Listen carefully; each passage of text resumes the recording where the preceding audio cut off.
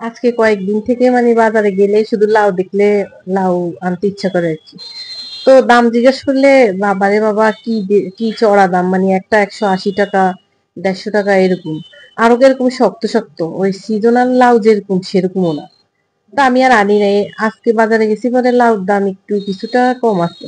তো এই লাউটা নিয়ে আসলাম, দেখেন একদম কচি না, অনেক সুন্দর, একদম সবুজ, মনে হয় যেমন গাছ থেকে কেটে নিয়ে আসছে এরকম। আর লোকটা বলছে যে ভিতরে বিচি হবে না, অবশ্য বিচি হয়েছে কিন্তু শক্ত না আর কি, নরমে আছে বিচি। তো মানে আমার কাছে লাউটা অনেক ভালো লাগে তরকারির মধ্যে আর কি, পানি পানি তরকারি।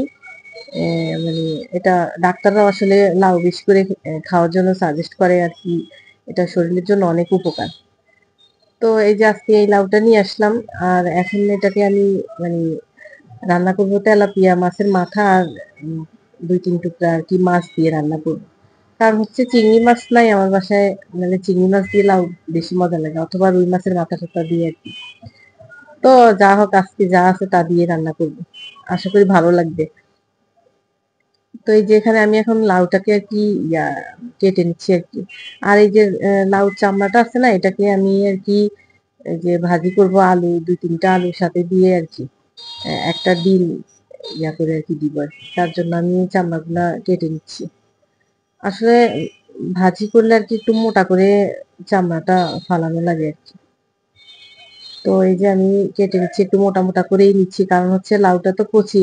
তাই আমার মনে হচ্ছে যে এটা তাড়াতাড়ি সিদ্ধ হয়ে যাবে, এই জন্য গলে যায় নাকি, তাই আমি একটু মোটা করেই কেটে নিচ্ছি।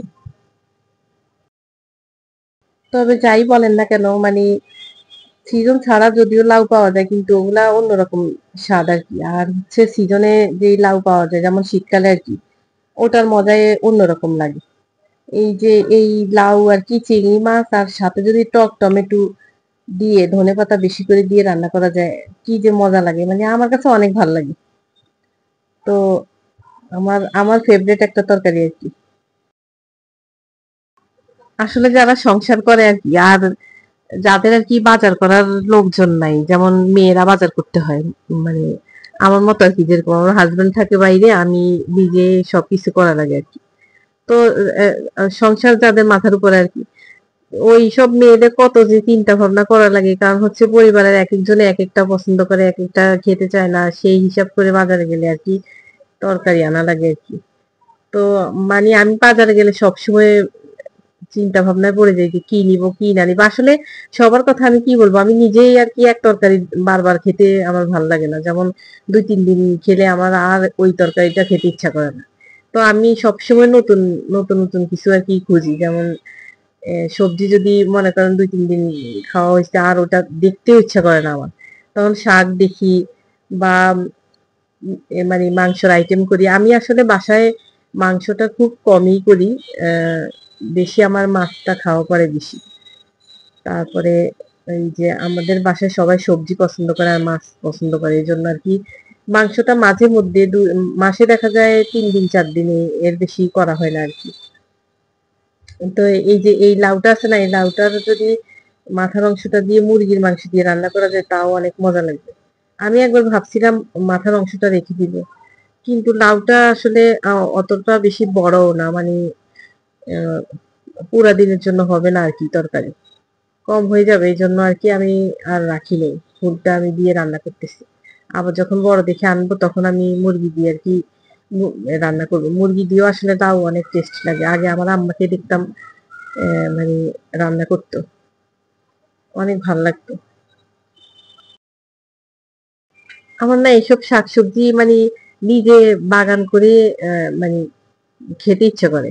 কারণ হচ্ছে আমি জানি আমার মানে কিভাবে এসব গাছ লাগাইতে হয় বা সবজি ফলন করা যায়, কিন্তু এখানে আসলে মাটি পাওয়া যায় না, মেন কথা হচ্ছে সেটা। মানে গ্রামে যেরকম মাটি আছে ভরপুর, যে কোনো মাটিতে বীজ বপন করলে যে কোনো কিছু হয়ে যায়। আমি আগে দেখতাম আমার আম্মা মানে আমাদের আশেপাশে মানে বাড়ির আশেপাশে দিয়ে যে, যেমন বরবটির গাছ, তারপরে শসা গাছ, এরপরে এরকম লাউ, মিষ্টি কুমড়া, চাল কুমড়া, এগুলির গাছ বা সিম, এইসব গাছ লাগাইতো। আর আমাদের নতুন বাড়ির মাটি তো তখন, মানে যেটাই লাগাইতো বীজ এত সুন্দর ফলন হইতো, মানে অনেক ভালো লাগতো, মানে নিজের বাগানের ফসল কেটে আনি রান্না করা, ওটা অন্যরকম একটা অনুভূতি পাওয়া যায়। আমি আসলে আমার বারিন্দা বড় আছে, কিন্তু আমার মাটির অভাব আর কি।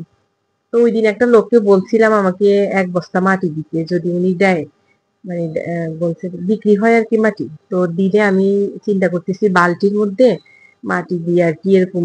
এখন তো বীজ, আহ, এই যে ভ্যানের মধ্যে বীজ পাওয়া যায়, এনে লাগাবো, দেখি হয় কিনা।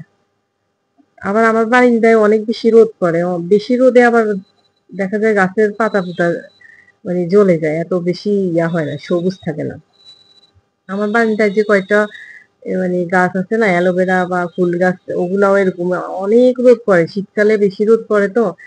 তো আমি যতই পানি দিই, তারপর ওগুলো একটু হলুদ হলুদ হয়ে থাকে আর কি, মনে হয় রোদের কারণে। আমি ইউটিউবে আর কি দেখি অনেকে যে ছাদ বাগান করে বা বারান্দায় যে করে, আমার অনেক ভালো লাগে, আমার নিজেরও করতে ইচ্ছা করে। তো দেখি, ট্রাই করবো হয় কিনা। দেশের মতো তো আর হবে না, তবুও যদি হয় আর কি। তো ভিডিওটা আজকের মতো এখানেই শেষ করব। তো আপনারা সবাই ভালো থাকবেন, সুস্থ থাকবেন, দেখা হবে নেক্সট কোনো ভিডিওতে। আল্লাহ হাফেজ।